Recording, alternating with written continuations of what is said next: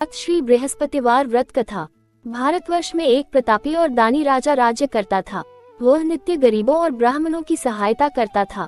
ये बात उसकी रानी को अच्छी नहीं लगती थी। वह नहीं गरीबों को दान देती, नहीं भगवान का पूजन करती थी और राजा को भी दान देने से मना किया करती थी। राजा शिकार खेलने वन को गए हुए थे तो रानी महल में अकेली थी।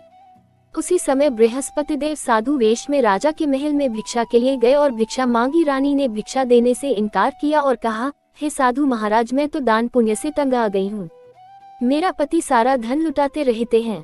मेरी इच्छा है कि हमारा धन नष्ट हो जाए, फिर न रहेगा बांस न बजेगी बांसुरी। साधु ने कहा, देवी तुम तो बड़ी विचित्र हो। धन संतान तो सभी चाहते हैं, पुत्र और लक्ष्मी तो पापी के घर भी होने चाहिए। यदि तुम्हारे पास अधिक धन है तो भूखों को भोजन दो, प्यासों के लिए प्याऊ बनवाओ, मुसाफिरों के लिए धर्मशालाएं खुलवाओ। जो निर्धन अपनी कुंवारी कन्याओं का विवाह नहीं कर सकते उनका विवाह करा दो। ऐसे और कई काम हैं जिनके करने से तुम्हारा यश लोक परलोक में फैलेगा। परंतु रानी पर उपदेश का कोई प्रभाव न पड़ा। वह बोली, महाराज आप मुझे कुछ न समझाएं। मैं ऐसा धन नहीं चाहती जो हर जगह बांटती फिरूं। साधु ने उत्तर दिया, यदि तुम्हारी ऐसी इच्छा है तो तथास्तु। तुम ऐसा करना कि बृहस्पतिवार को घर लीपकर पीली ती से अपना सिर धोकर स्नान करना, ती चढ़ाकर कपड़े धोना। ऐसा करने से आपका सारा धन नष्ट हो जाएगा। इतना कहकर वह साधु महाराज वहां से आलोक हो गए। साधु के अनुसार कही बातों को पूरा करते हुए रानी को केवल 3 बृहस्पतिवार ही बीते थे कि उसकी समस्त धन संपत्ति नष्ट हो गई। भोजन के लिए राजा का परिवार तरसने लगा। तब एक दिन राजा ने रानी से बोला कि हे रानी, तुम यहीं रहो, मैं दूसरे देश को जाता हूँ, क्योंकि यहाँ पर सभी लोग मुझे जानते हैं, इसलिए मैं कोई छोटा कार्य नहीं कर सकता। ऐसा कहकर राजा परदेश चला गया। वहाँ वह जंगल से लकड़ी काट कर लाता और शहर में बेचता। इस तरह वह अपना जीवन व्यतीत करने लगा। इधर राजा के परदेश जाते ही रानी और दासी दुखी रहने लगी। एक बार जब रानी और दासी को 7 दिन तक बिना भोजन के रहना पड़ा तो रानी ने अपनी दासी से कहा, हे दासी, पास ही के नगर में मेरी बहन रहती है, वह बड़ी धनवान है, तू उसके पास जा और कुछ ले आ ताकि थोड़ी बहुत गुजर बसर हो जाए। दासी रानी की बहन के पास गई।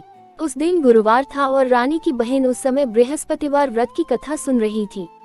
दासी ने रानी की बहन को अपनी रानी का संदेश दिया, लेकिन रानी की बड़ी बहन ने कोई उत्तर नहीं दिया। जब दासी को रानी की बहन से कोई उत्तर नहीं मिला तो वह बहुत दुखी हुई और उसे क्रोध भी आया।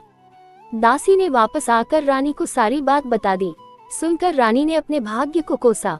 उधर रानी की बहन ने सोचा कि मेरी बहन की दासी आई थी, परंतु मैं उससे नहीं बोली, इससे वह बहुत दुखी हुई होगी। कथा सुनकर और पूजन समाप्त करके वह अपनी बहन के घर आई और कहने लगी, हे बहन, मैं बृहस्पतिवार का व्रत कर रही थी। तुम्हारी दासी मेरे घर आई थी, परंतु जब तक कथा होती है तब तक न तो उठते हैं और न ही बोलते हैं, इसलिए मैं नहीं बोली। कहो दासी क्यों गई थी? रानी बोली, बहन तुमसे क्या छिपाऊं, हमारे घर में खाने तक को अनाज नहीं था। ऐसा कहते कहते रानी की आंखें भर आई। उसने दासी समेत पिछले 7 दिनों से भूखे रहने तक की बात अपनी बहन को विस्तार पूर्वक सुना दी। रानी की बहन बोली, देखो बहन, भगवान बृहस्पति देव सबकी मनोकामना को पूर्ण करते हैं। देखो, शायद तुम्हारे घर में अनाज रखा हो। पहले तो रानी को विश्वास नहीं हुआ, पर बहन के आग्रह करने पर उसने अपनी दासी को अंदर भेजा तो उसे सचमुच अनाज से भरा एक घड़ा मिल गया। ये देखकर दासी को बड़ी हैरानी हुई। दासी रानी से कहने लगी, हे रानी, जब हमको भोजन नहीं मिलता तो हम व्रत ही तो करते हैं, इसलिए क्यों न इनसे व्रत और कथा की विधि पूछ ली जाए ताकि हम भी व्रत कर सकें। तब रानी ने अपनी बहन से बृहस्पतिवार व्रत के बारे में पूछा। उसकी बहन ने बताया, बृहस्पतिवार के व्रत में चने की दाल और मुनक्का से विष्णु भगवान का केले की जड़ में पूजन करें तथा दीपक जलाएं, व्रत कथा सुने और पीला भोजन ही करें। इससे बृहस्पति देव प्रसन्न होते हैं। व्रत और पूजन विधि बताकर रानी की बहन अपने घर को लौट गई। 7 दिन के बाद जब गुरुवार आया तो रानी और दासी ने व्रत रखा। गुड़साल में जाकर चना और गुड़ लेकर आई, फिर उससे केले की जड़ तथा विष्णु भगवान का पूजन किया। अब पीला भोजन कहाँ से आए, इस बात को लेकर दोनों बहुत दुखी थे। चूंकि उन्होंने व्रत रखा था इसलिए बृहस्पति देव उनसे प्रसन्न थे, इसलिए वे एक साधारण व्यक्ति का रूप धारण कर 2 थालों में सुंदर पीला भोजन दासी को दे गए। भोजन पाकर दासी प्रसन्न हुई और फिर रानी के साथ मिलकर भोजन ग्रहण किया। उसके बाद वे सभी गुरुवार को व्रत और पूजन करने लगी। बृहस्पति भगवान की कृपा से उनके पास फिर से धन संपत्ति आ गई, परंतु रानी फिर से पहले की तरह आलस्य करने लगी। तब दासी बोली, देखो रानी, तुम पहले भी इस प्रकार आलस्य करती थी, तुम्हें धन रखने में कष्ट होता था, इस कारण सभी धन नष्ट हो गया, और अब जब भगवान बृहस्पति की कृपा से धन मिला है तो तुम्हें फिर से आलस्य होता है।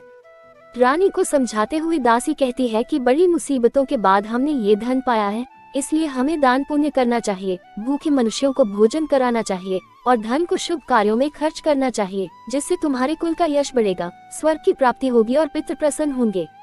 दासी की बात मानकर रानी अपना धन शुभ कार्यों में खर्च करने लगी, जिससे पूरे नगर में उसका यश फैलने लगा।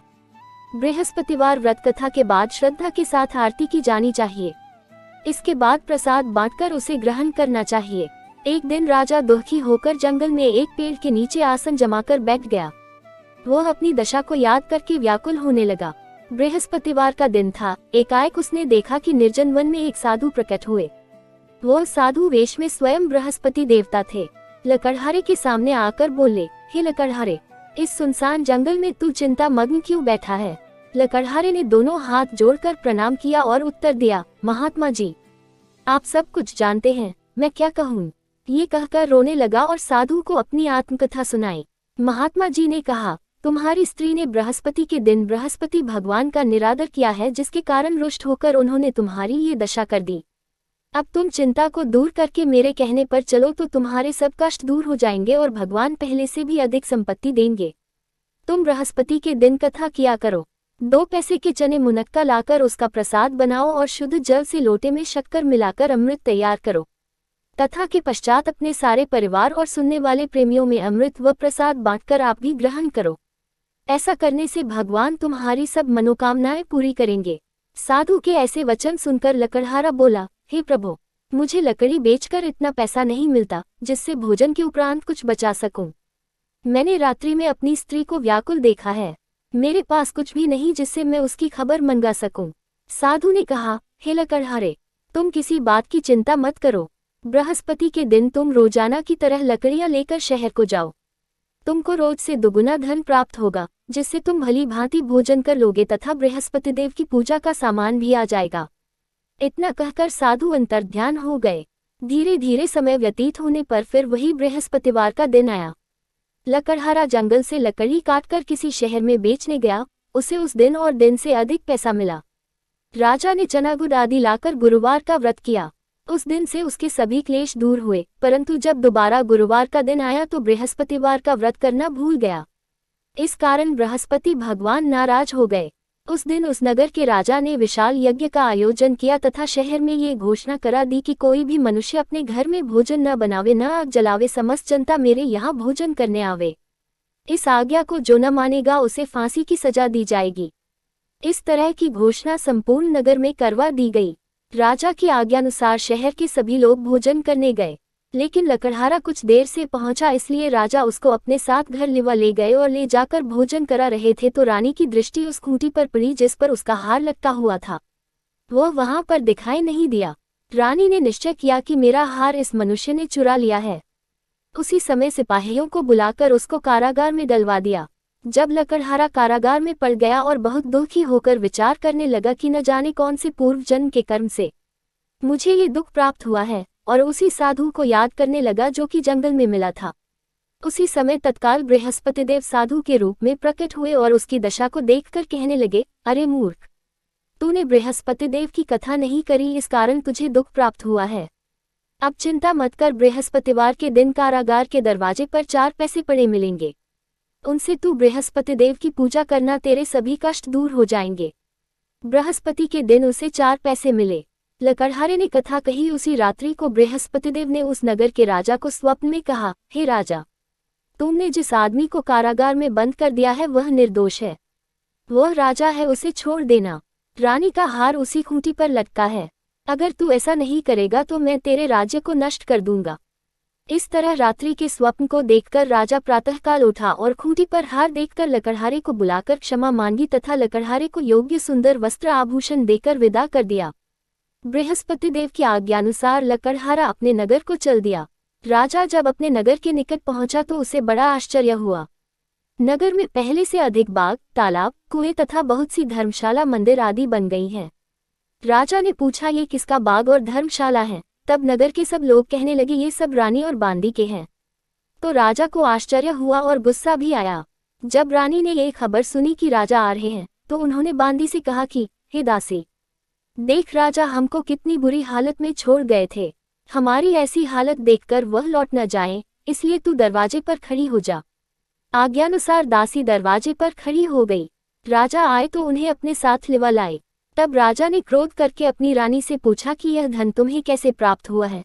तब उन्होंने कहा, हमें ये सब धन बृहस्पतिदेव के इस व्रत के प्रभाव से प्राप्त हुआ है। राजा ने निश्चय किया कि 7 रोज बाद तो सभी बृहस्पतिदेव का पूजन करते हैं, परंतु मैं प्रतिदिन दिन में 3 बार कहानी तथा रोज व्रत किया करूंगा। अब हर समय राजा के दुपट्टे में चने की दाल बंधी रहती तथा दिन में 3 बार कहानी कहता। एक रोज राजा ने विचार किया कि चलो अपनी बहन के यहाँ हो आवे। इस तरह निश्चय कर राजा घोड़े पर सवार हो अपनी बहन के यहाँ को चलने लगा। मार्ग में उसने देखा कि कुछ आदमी एक मुर्दे को लिए जा रहे हैं। उन्हें रोककर राजा कहने लगा, अरे भाइयों, मेरी बृहस्पतिदेव की कथा सुन लो। वे बोले, लो, हमारा तो आदमी मर गया है, इसको अपनी कथा की पड़ी है। परंतु कुछ आदमी बोले, अच्छा कहो, हम तुम्हारी कथा भी सुनेंगे। राजा ने दाल निकाली और जब कथा आधी हुई थी कि मुर्दा हिलने लग गया, और जब कथा समाप्त हो गई तो राम राम करके मनुष्य उठकर खड़ा हो गया। आगे मार्ग में उसे एक किसान खेत में हल चलाता मिला। राजा ने उसे देख और उससे बोले, अरे भैया, तुम मेरी बृहस्पतिवार की कथा सुन लो। किसान बोला, जब तक मैं तेरी कथा सुनूंगा तब तक 4 हरया जोत लूंगा। जा अपनी कथा किसी और को सुनाना। इस तरह राजा आगे चलने लगा।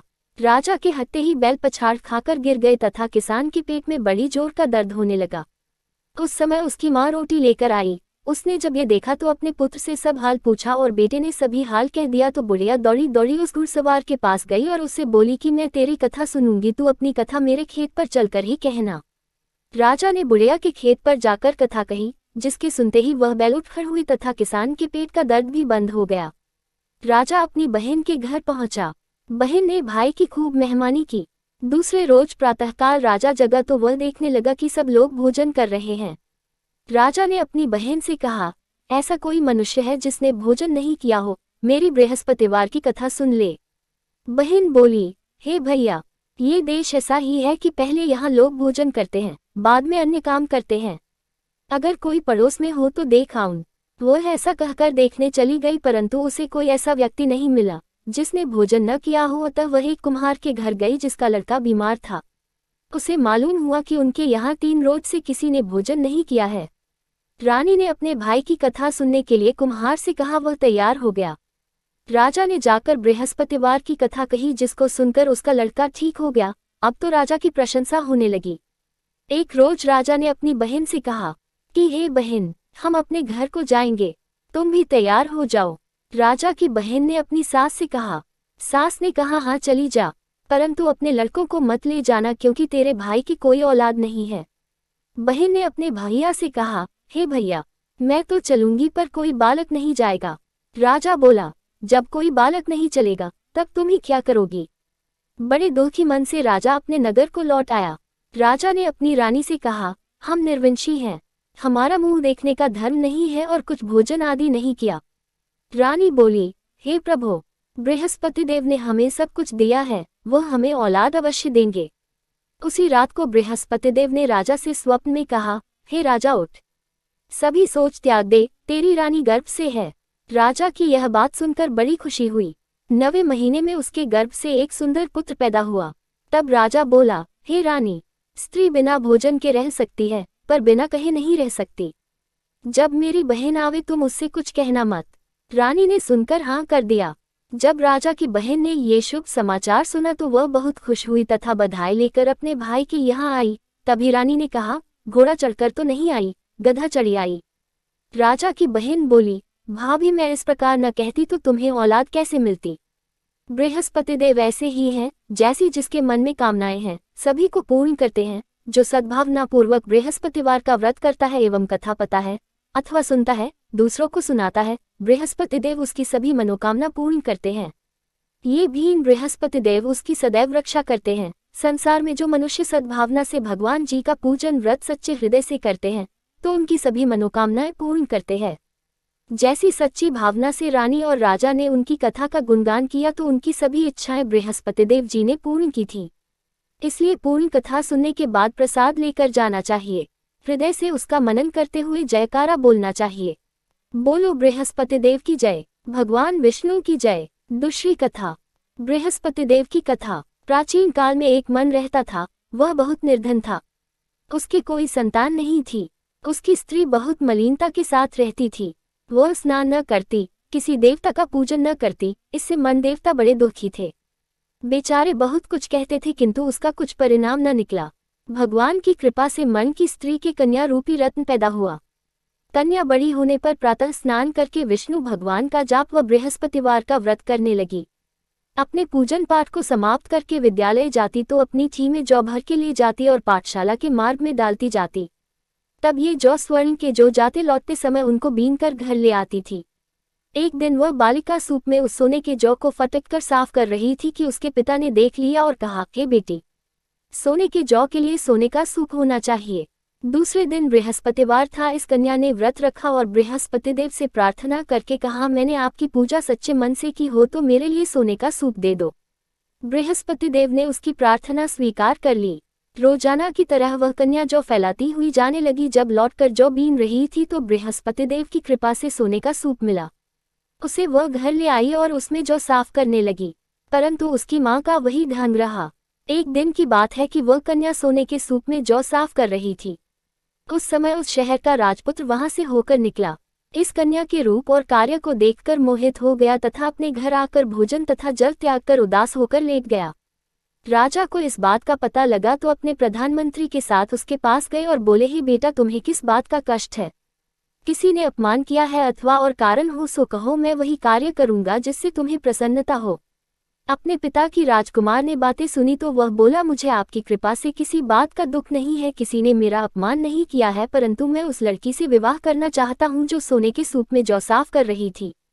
ये सुनकर राजा आश्चर्य में पड़ और बोला, हे बेटा, इस तरह की कन्या का पता तुम ही लगाओ, मैं उसके साथ तेरा विवाह अवश्य ही करवा दूंगा।